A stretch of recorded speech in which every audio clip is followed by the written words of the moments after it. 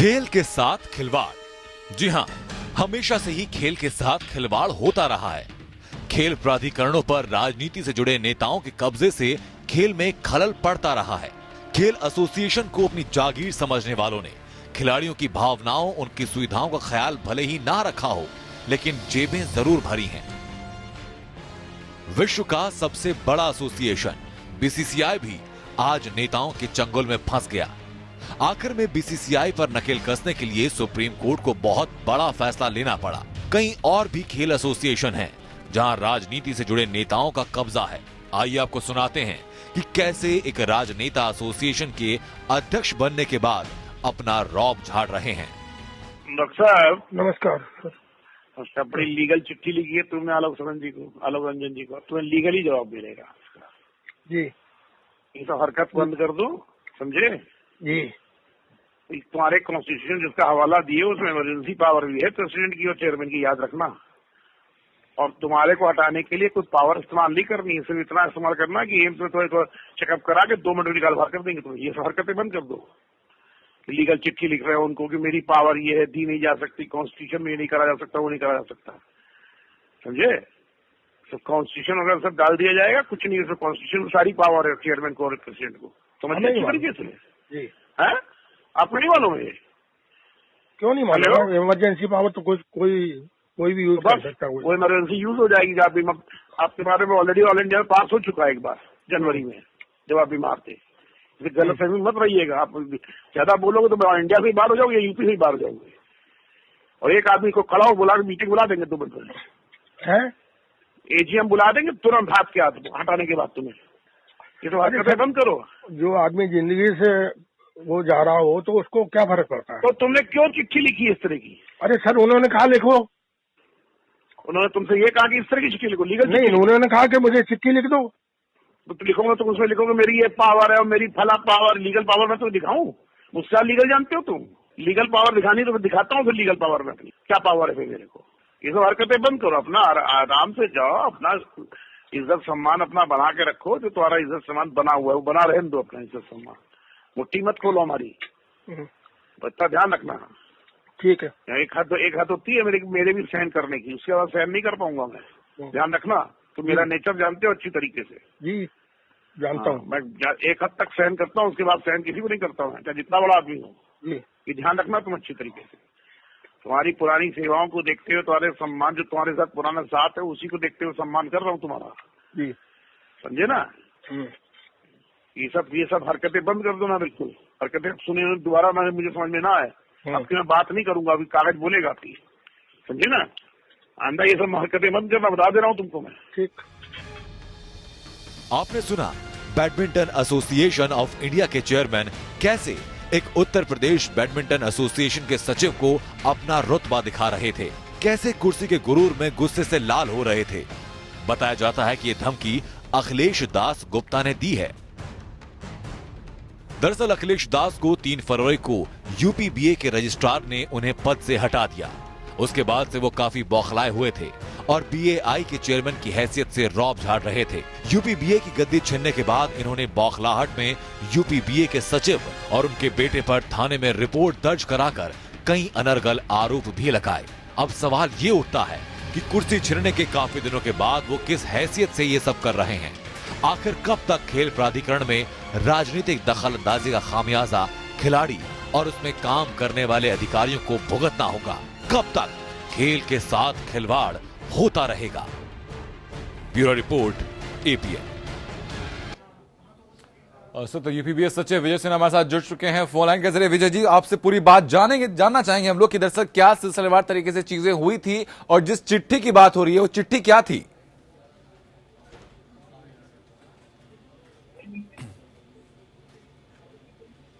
Sir, अब तक आवाज पहुंच रही है मेरी? हेलो जी विजय जी, आप तक सर मेरी आवाज पहुंच रही है आप तक? हेलो, बताइए सर। जो अखिलेश दास के साथ जो बातचीत हमारी रही है, जो कथित रूप से कहा जा रहा है कि अखिलेश दास की आवाज थी आपके साथ, जो वार्तालाप उनकी फोन लाइन पर हुई, जिस चिट्ठी के बारे में बातचीत हो रही है वो क्या चिट्ठी थी दरअसल? आपकी आवाज समझ में नहीं आ रही है, जरा थोड़े मैं ट्रैफिक में हूँ। सर कुछ वक्त बाद वापस आप तक जुड़ने की हम लोग कोशिश करेंगे, वापस आपसे जानेंगे दरअसल कि आखिरकार जो कॉन्वर्सेशन ये सामने आई है इसकी सत्यता कितनी प्रामाणिक तौर पर समझी जा सकती है। अखिलेश दास का नाम यहां पर सामने आ रहा है, तो क्या वही वो शख्स थे जिन्होंने इनके साथ फोन पे बातचीत की थी, और जिस चिट्ठी के बारे में बातचीत हो रही है वो चिट्ठी किस संदर्भ में लिखी गई थी, जो कहा जा रहा है कि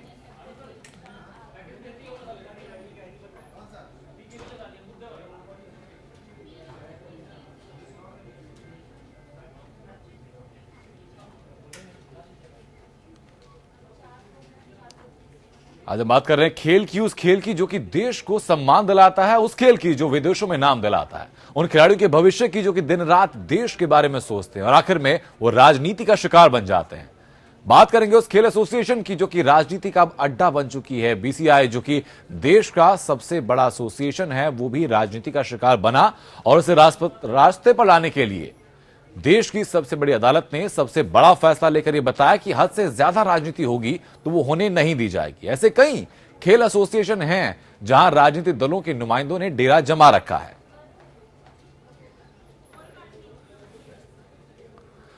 और विजय सिन्हा वापस हमारे साथ फोन लाइन के जरिए जुड़ चुके हैं। विजय सिन्हा जी, जो कॉन्वर्सेशन सामने आई है फोन लाइन की जो आपकी और अखिलेश दास के बीच की हुई है, क्या दरअसल बातचीत थी, वो किस संदर्भ में थी?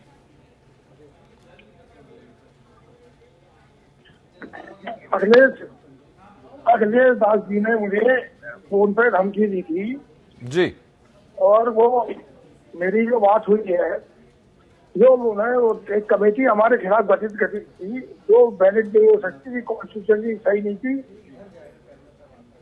जी, तो वो सब कॉन्स्टिट्यूशन के अगेंस्ट फर्जी काम कर रहे थे जी। और जो तो क्या काम वो कर रहे थे जिसके खिलाफ आपको धमकी दी गई? क्या काम हो रहा था वहां पर? वहाँ शादी ब्याह फंक्शंस वगैरह सब जो बैडमिंटन के अलावा जो काम हो रहे थे उसका हम विरोध कर रहे थे जी। और ये इनका मौलिक एम, बेसिक एम यही था कि ये उस जमीन को अपने हाथ में लेना चाहते थे और इसमें इनके साथ नवनीत सहगल भी हैं जी।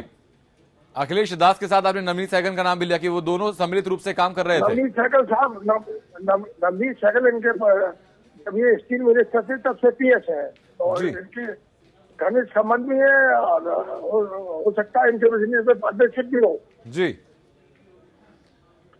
तो ये चीजें आपके नोटिस में मिलके और जी जी अपनी बात रखिए, आप पूरी कीजिए। जब 3 तारीख को कालातीत हो गई है सोसाइटी जिसके अंडर में यूपी रजिस्ट्रेशन एसोसिएशन रजिस्टर्ड है यूपी गवर्नमेंट के जी कोऑपरेटिव एक्ट में, सोसाइटी एक्ट में, तो उसके बाद ये सब जब कोई पदाधिकारी नहीं रहा तो ये सब मीटिंग करके ये सब हमारे साथ षड्यंत्र करने की आवश्यकता क्या है, वो सब अवैध है जी। और कोई भी इंक्वायरी जो है बिना यूपी गवर्नमेंट के या हाई कोर्ट के डिसीजन के बिना आप नहीं करवा सकते हैं जी। तो पहली दफा आपकी नजर में चीजें कब आई और आपने कहां शिकायत की इस बारे में? हमने हमेशा इन चीजों का विरोध किया है क्योंकि मैं खेल से जुड़ा हुआ हूँ, मेरा मामला खेल से जुड़ा होने के नाते मेरा शौक है जी। और इन लोगों के अपने व्यावसायिक हित है जी। तो आलोक रंजन से आपने इस बारे में शिकायत की थी, तो क्या वहां से कोई रिप्लाई आया इस बात का? नहीं, कोई रिप्लाई नहीं आया। जब हमने उनको जवाब दिया कोई रिप्लाई नहीं आया, बल्कि जब हमारे ख्याल से आलोक रंजन जी का अखिलेश दास जी से कन्वर्सेशन हुआ था तो जो कन्वर्सेशन शायद आप समझते होंगे उसमें हमको धमकी दी गई थी आप ऐसा न करिए वैसा न करिए, जो चीजें वो आपको करने हो गई है जी। विजय सिन्हा जी, जो कन्वर्सेशन हम लोगों ने सुनी है उसमें जनवरी का भी जिक्र किया गया कि जनवरी में पहले ऐसा हो चुका है, क्या हुआ था उस वक्त? नहीं, जनवरी में मुझे सैयद मोदी के टूर्नामेंट में ब्रेन स्ट्रोक हुआ था, वो टेंशन की वजह से हुआ था और ये उसके भी रिस्पॉन्सिबिलिटी डॉक्टर अखिलेश दास जी की है कि वो इस तरह से उन पे बात करते थे कि उससे आपको टेंशन हो जाए, तो टूर्नामेंट का टेंशन उसे उनका टेंशन रहता था जी। और उसकी वजह से स्ट्रोक हुआ तो इन्होंने समझ लिया कि उसी बीच में इन्होंने षड्यंत्र रचना शुरू कर दिया बैडमिंटन अकेडमी लेने का, जो कि उत्तर प्रदेश बैडमिंटन संघ की संपत्ति है, न कि इनकी प्राइवेट गाड़ी। जी बिल्कुल। विजय जी, आपने कॉन्वर्सेशन के दौरान जब आपसे पूछा गया अखिलेश दास के द्वारा, जो कि आप कह रहे हैं कि उन्हीं की आवाज वो है, कि ये चिट्ठी तुमने क्यों लिखी, तो आपने कहा कि उन्होंने लिखने के लिए कहा था। तो उन्होंने, वो कौन वो शख्स जिन्होंने चिट्ठी लिखने के लिए आपको कहा था? नहीं, आलोक रंजन जी ने मुझसे कहा था कि जो मैंने आपको चिट्ठी लिखी है उसका जवाब दे दीजिए। तो मैंने उनको कॉन्स्टिट्यूशनली जवाब दे दिया कि ये आप अधिकार क्षेत्र में नहीं आता है जी, जो आप कर रहे हो। भाई एक्ट में तो कॉन्स्टिट्यूशन है हमारा, मेमोरेंडम में उसमें मेरे अधिकार नहीं थे। जो भी है उसमें हम बियॉन्ड नहीं जा सकते। प्रेसिडेंट अपने अधिकार से बियॉन्ड नहीं जा सकता, और चेयरमैन हर वक्त अपनी इमरजेंसी पावर यूज नहीं कर सकते। कोई भूचाल नहीं आ रहा है, हर चीज पे, हर मामले में इमरजेंसी पावर यूज की जाए। जी ठीक है विजय सिन्हा जी, वापस मैं लौटूंगा आपके पास। इस वक्त अखिलेश दास भी हमारे साथ जुड़ चुके हैं फोन लाइन के जरिए। अखिलेश जी, कुछ आरोप आप पर लगे हैं कि अपने पद का दुरुपयोग करते हुए जो जूनियर अधिकारी हैं उनको धमकी दी जा रही है फोन के जरिए, और अपने पद का अनैतिक उपयोग भी किया जा रहा है अपने ही स्वार्थ सिद्धि के लिए। देखिए, जो सज्जन बोल रहे हैं वो मेरे से 40 साल से मेरे साथ थे जी, और आज तक मैंने अपने जीवन में कभी किसी को धमकी नहीं दी। मैं कभी इन सब चीजों में विश्वास ही नहीं करता हूँ जी।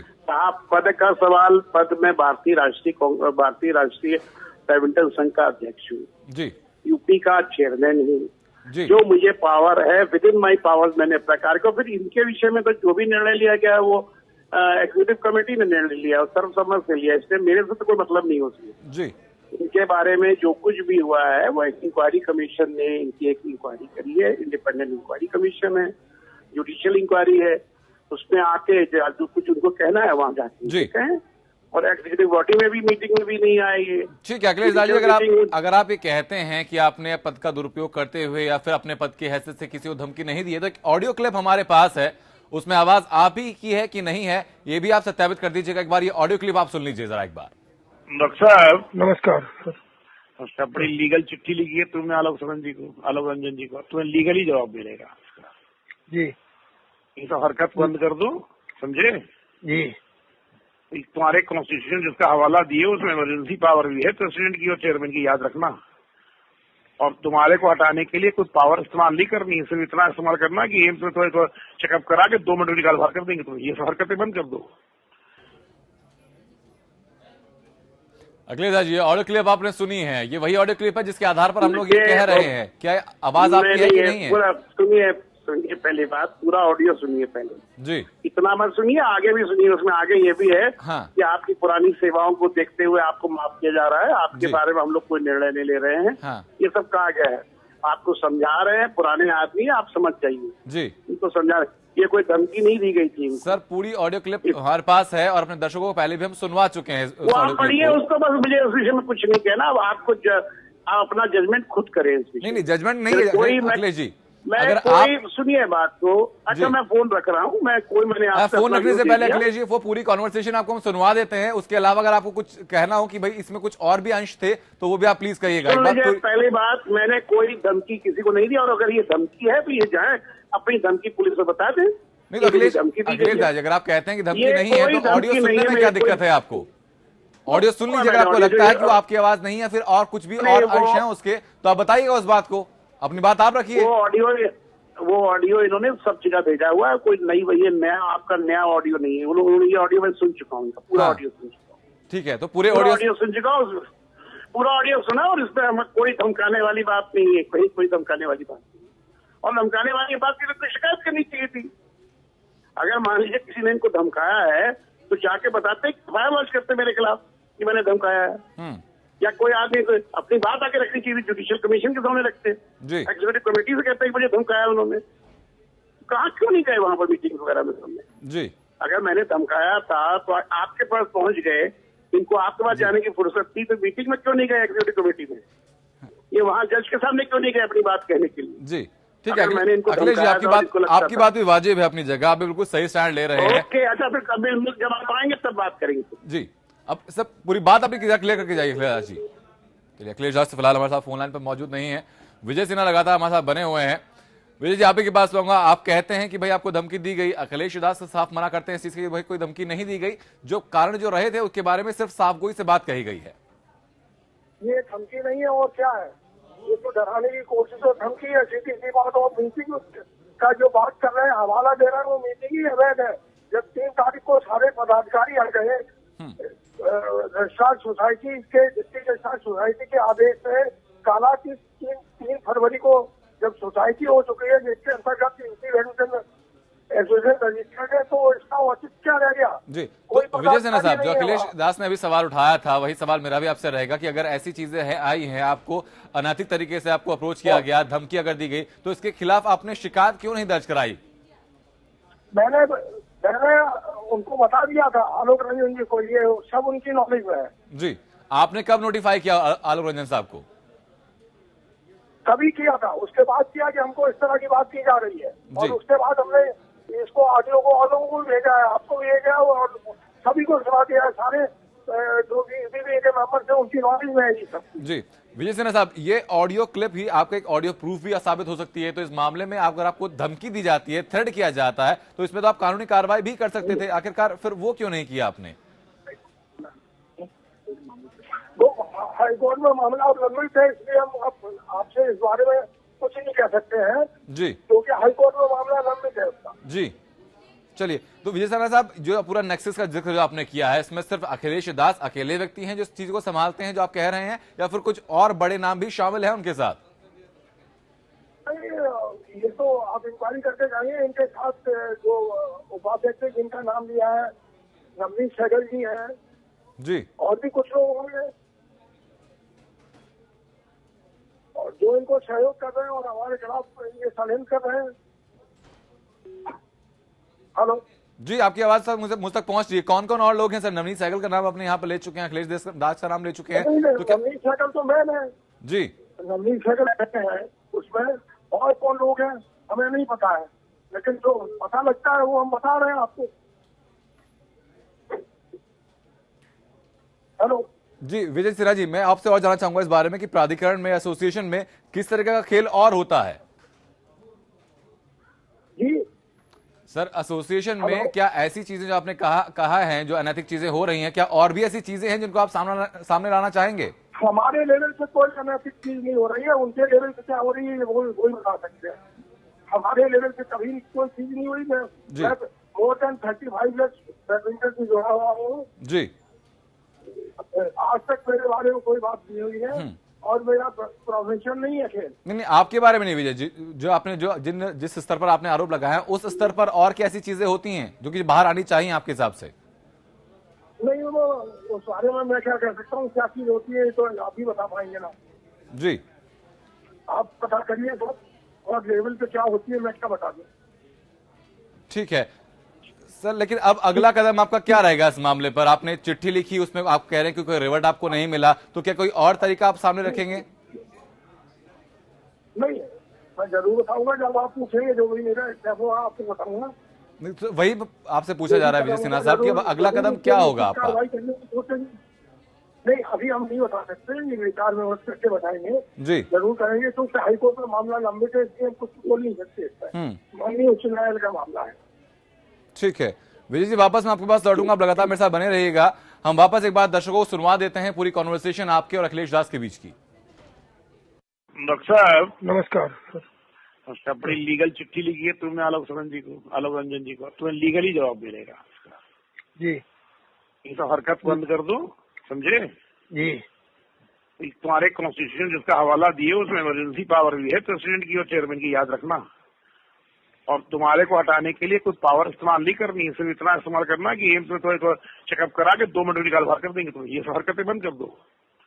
लीगल चिट्ठी लिख रहे हो उनको कि मेरी पावर ये है, दी नहीं जा सकती, कॉन्स्टिट्यूशन में ये नहीं करा जा सकता, वो नहीं करा जा सकता, समझे। तो कॉन्स्टिट्यूशन अगर सब डाल दिया जाएगा, कुछ नहीं, उसमें कॉन्स्टिट्यूशन में सारी पावर है चेयरमैन को और प्रेसिडेंट को, समझिए अच्छी तरीके से है। आपको नहीं मालूम है? क्यों नहीं मालूम? इमरजेंसी पावर तो कोई भी यूज कर सकता है, वो इमरजेंसी यूज हो जाएगी। आपके बारे में ऑलरेडी ऑल इंडिया में पास हो चुका है एक बार जनवरी में, जब आप बीमार थे। गलत फहमी मत रहिएगा, आप ज्यादा बोलोगे तो इंडिया से ही बाहर हो जाओगे, यूपी से ही बाहर हो जाओगे। और एक आदमी को खड़ा हो बुला के मीटिंग बुला देंगे 2 मिनट में, एजीएम बुला देंगे तुरंत हाथ के हाथ हटाने के बाद तुम्हें। ये तो हरकतें बंद करो। जो आदमी जिंदगी से वो जा रहा हो तो उसको क्या फर्क पड़ता है? तो तुमने क्यों चिट्ठी लिखी इस तरह की? अरे सर, उन्होंने कहा लिखो। उन्होंने तुमसे ये कहा कि इस तरह की चिट्ठी लिखो, लीगल नहीं, उन्होंने कहा कि मुझे चिट्ठी लिख दो। तो लिखोगे तो उसमें लिखोगे मेरी ये पावर है और मेरी फला पावर, लीगल पावर मैं तो दिखाऊं? मुझसे लीगल जानते हो तुम? लीगल पावर दिखानी तो मैं दिखाता हूँ फिर लीगल पावर में अपनी क्या पावर है फिर मेरे को। ये सब हरकतें बंद करो, अपना आराम से जाओ, अपना इज्जत सम्मान अपना बना के रखो। जो तुम्हारा इज्जत सम्मान बना हुआ है वो बना रहने दो, अपना इज्जत सम्मान। मुट्ठी मत खोलो हमारी, तो इतना ध्यान रखना। ठीक है। एक हाथ होती है मेरे भी सहन करने की, उसके बाद सहन नहीं कर पाऊंगा मैं, ध्यान रखना।